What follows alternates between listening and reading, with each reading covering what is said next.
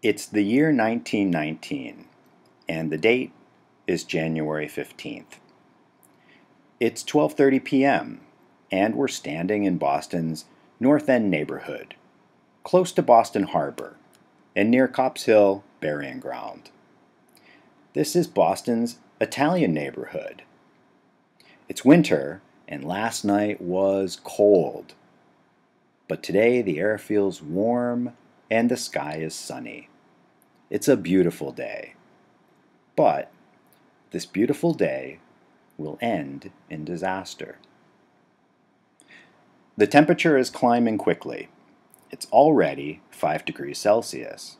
And that's warm for January in Boston. Everybody's enjoying a break from the cold wind and snow.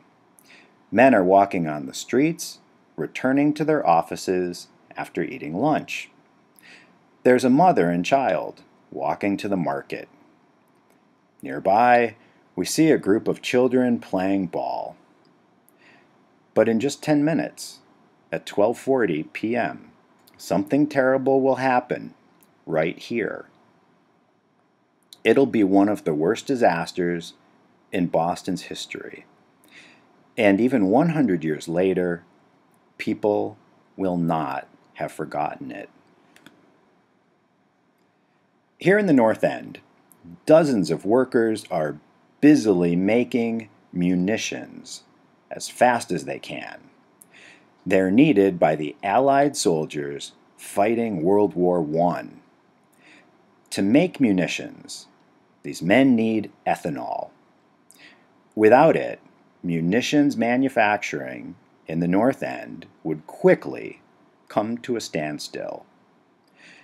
3 years ago, in 1916, war preparations were already in full swing, and the Boston Purity Distilling Company was doing their part.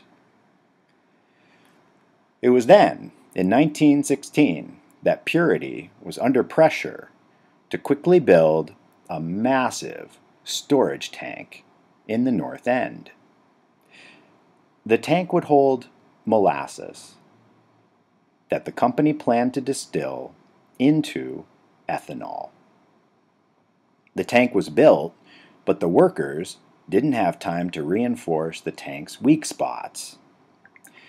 The engineers knew the tank's steel wasn't strong enough. It leaked from the first day. But everybody turned a blind eye as they rushed to make more munitions.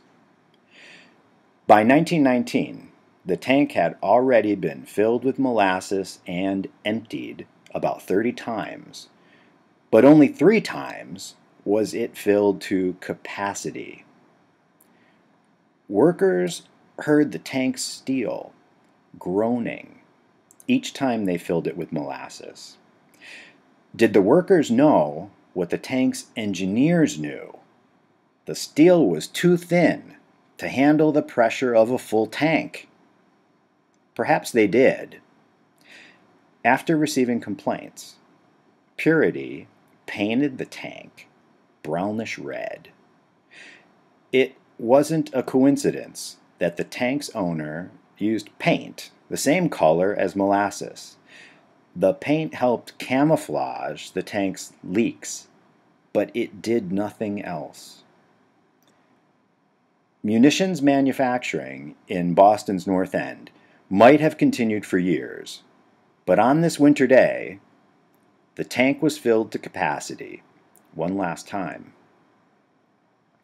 Making steel has long since been perfected, but in 1919, the tank's engineers didn't realize that insufficient magnesium had been added to their steel.